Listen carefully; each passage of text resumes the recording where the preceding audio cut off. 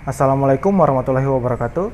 Perkenalkan, nama saya Adrian Seridwan Kuma dari kelas B Bionandik. Pada kesempatan kali ini saya akan memenuhi tugas project dari dosen pengampu saya, Ibu Prof. Nofri.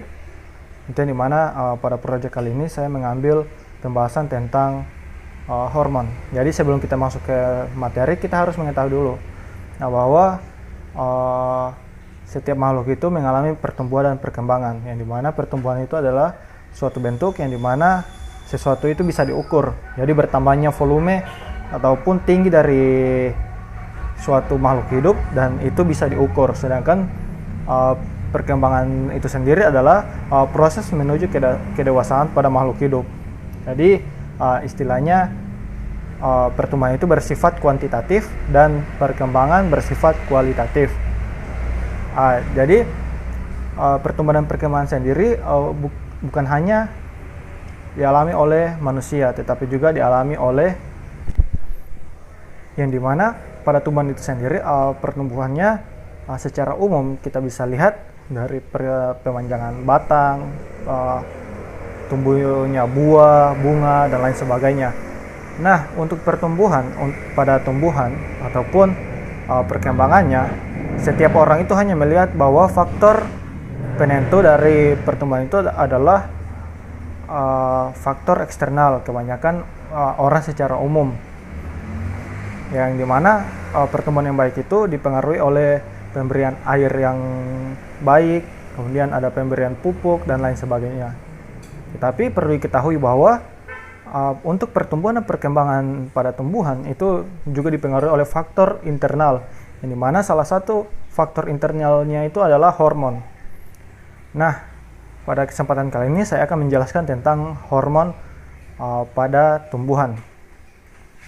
Itu yang pertama, sebelum kita ke pokok, pertama kita harus ketahui terlebih dahulu bahwa pada hormon tersebut, sebelum kita membahas lebih lanjut, kita harus tahu apa saja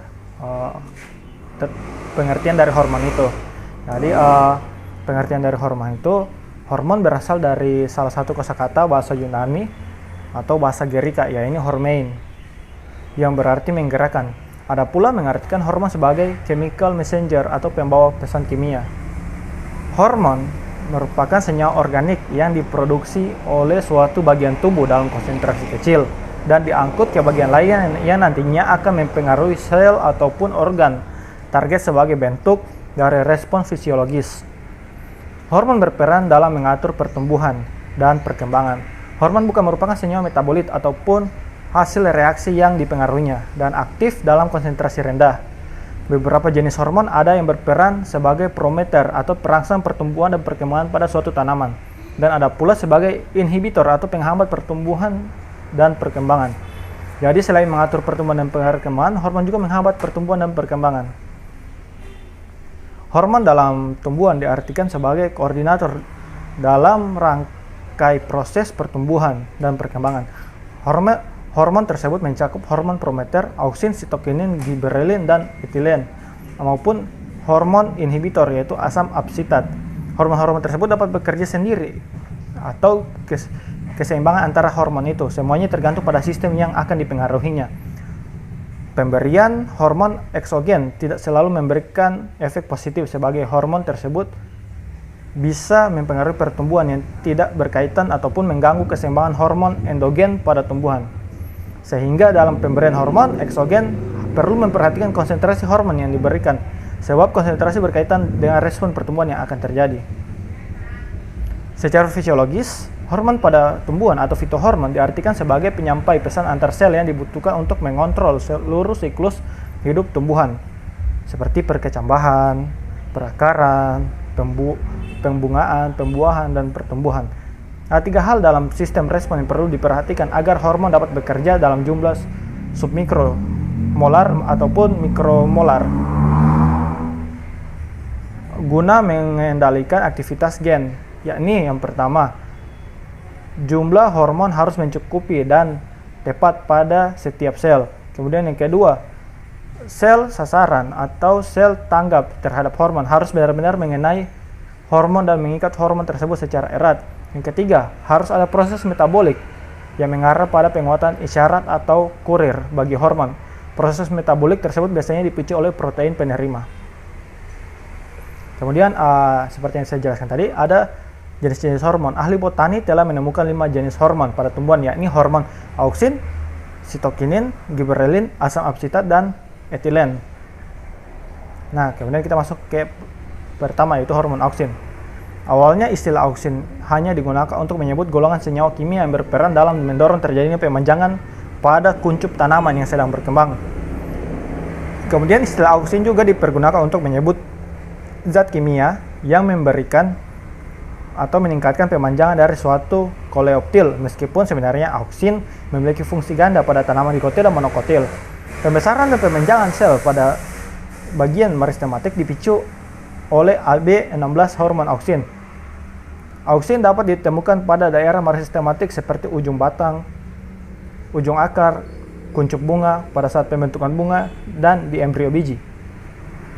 Auksin disintesis di dekat meristem pucuk di bagian di bagian batang dan jaringan-jaringan yang masih muda, contohnya daun muda.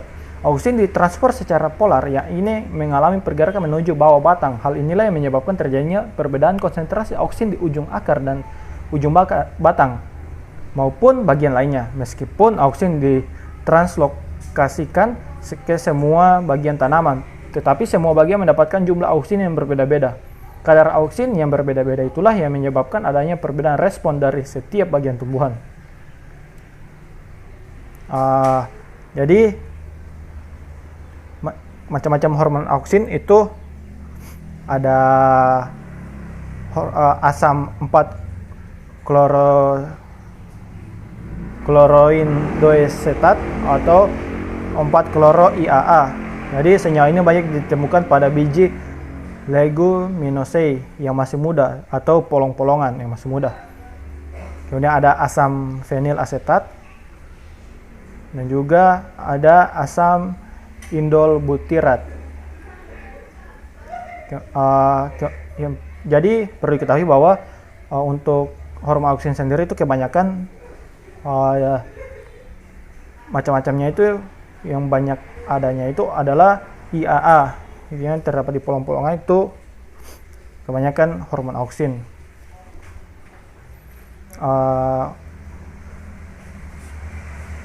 Kemudian ada hormon sitokinin. Sitokinin merupakan senyawa yang memiliki struktur seperti adenin yang mampu memacu terjadinya pembelahan sel. Jika dilihat dari struktur kimianya, sitokinin memiliki rantai samping yang kaya akan karbon atau C dan hidrogen yang melekat di nitrogen bagian puncak cincin purinnya. Bentuk dasar dari sitokinin adalah 6 amino purin atau yang dikenal dengan nama adenin. Adenin menjadi penentu aktivitas dari setiap jenis sitokinin. Rantai yang panjang dan adanya double bond dalam rantai tersebut dapat meningkatkan aktivitas dari sitokinin.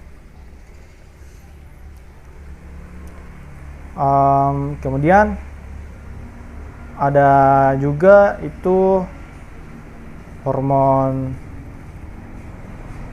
giberelin. Jadi ada yang pertama auksin, yang kedua sitokinin, kemudian ada yang berikut itu giberelin. Itu giberelin merupakan senyawa yang tergolong ke dalam diterpenoid tetrasilik yang memiliki rangka N-giberelin yang disebut N-kauren.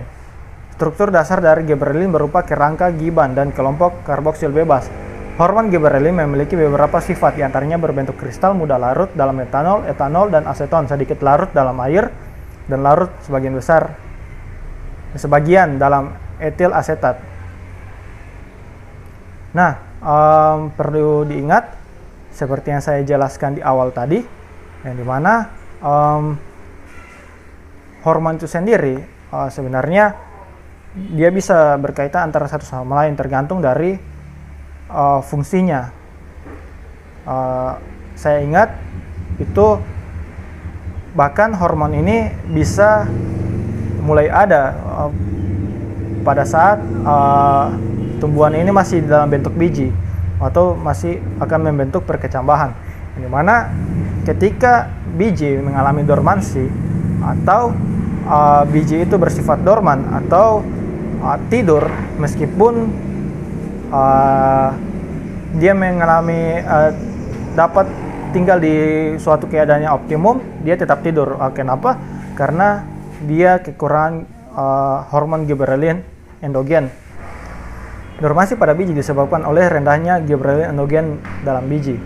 Kemudian auksin dapat mendukung daya kecambah dan kecepatan perkecambahan. Kenapa saya menyinggung dua hormon ini?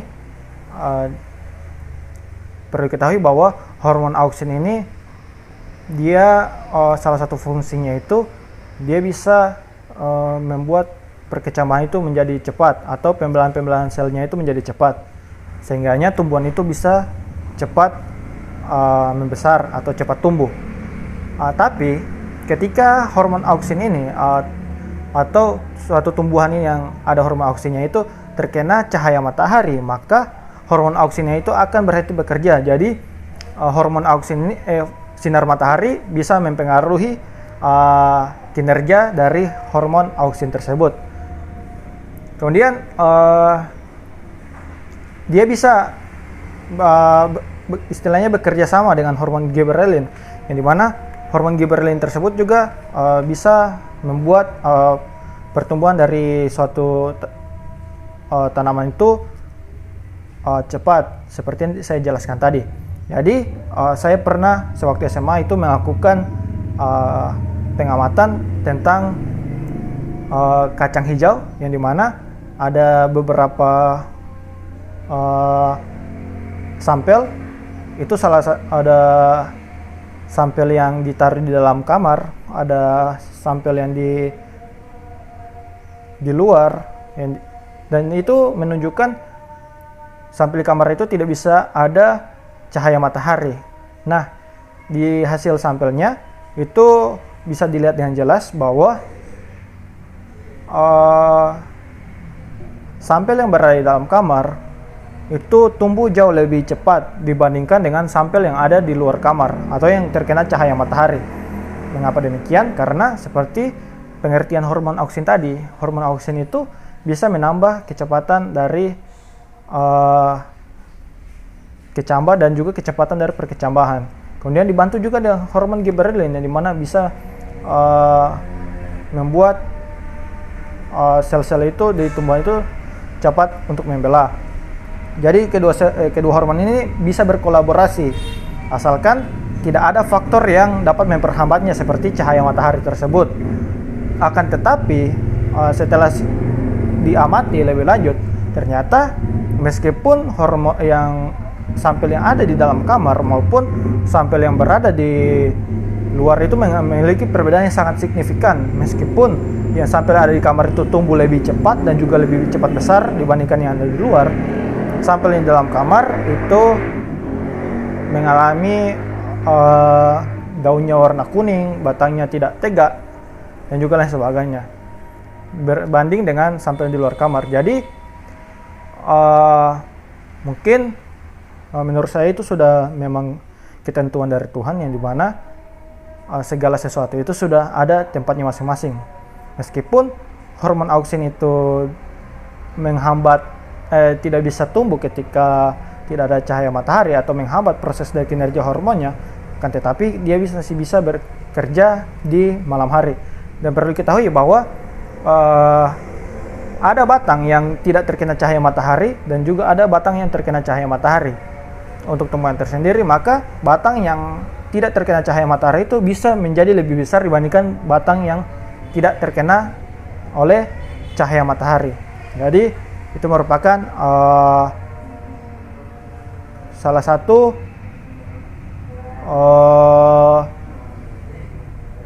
contoh atau penjelasan terkait dengan hormon auksin dan juga sitokinin yang saya jelaskan barusan. Kemudian lanjut, setelah hormon gibberellin itu juga ada hormon etilen. Hormon etilen merupakan hormon tumbuhan yang secara umum berbeda dengan hormon lainnya seperti auksin, sitokinin, dan gibberellin. etilen dalam keadaan normal berbentuk gas. Struktur kimia dari hormon etilen sangatlah sederhana jika dibanding hormon tumbuhan lainnya, sebab hanya terdiri dari 4 atom hidrogen dan 2 atom karbon yang berikatan rangkap. Rumus molekulnya C2H4. Berikut adalah kemudian selain itu juga ada asam absitat. Menurut Campbell, dalam siklus hidupnya, tumbuhan selalu memiliki masa di mana pertumbuhannya diperlambat dan mengambil masa istirahat atau dormansi yang seperti saya jelaskan tadi, guna memperoleh keuntungan. Berbeda dengan golongan hormon tumbuhan lainnya, asam absitat merupakan hormon yang kerjanya menghambat pertumbuhan dan bersifat antagonis dalam golongan hormon lainnya, seperti auksin dan gibberellin. Sebab hormon auksin memiliki peran dalam menstimulasi pembelahan dan pemanjangan sel, sedangkan gibberellin berperan dalam mengakhiri masa dormansi biji yang terpenuhi oleh asam absitat. Jadi jika di dalam sebuah peranan asam absitat ini yang bersifat antagonis, kemudian gibberellin dan juga auksin itu protagonisnya. Asam absitat memberikan pengaruh yang sangat nyata dalam pertumbuhan dan perkembangan tumbuhan. Asam absitat bekerja bersama dengan ZPT lain yang sifatnya antagonis. Misalnya, asam absitat menjadi penghambat kerja dari IAA atau hormon diauksin yang saya jelaskan tadi, yang kebanyakan terdapat di Leguminosae atau di polong-polongan. Dalam hal mendorong pembengkakan Coleoptile avena (SP), apabila IAA yang diberikan lebih banyak lagi, maka pengaruh dari asam absitat tersebut dapat dihilangkan. Tetapi dalam hal perkecambahan biji, beberapa spesies misalnya selada, kerja dari asam absitat tersebut tidak dapat dihambat hanya dengan cara pemberian IAA. Diperlukan adanya zat pengatur tumbuh lain seperti sitokinin dan gibberellin. Mungkin sekian dari saya. Lebih dari kurangnya saya mohon maaf. Billahi taufiq wal hidayah. Assalamualaikum warahmatullahi wabarakatuh.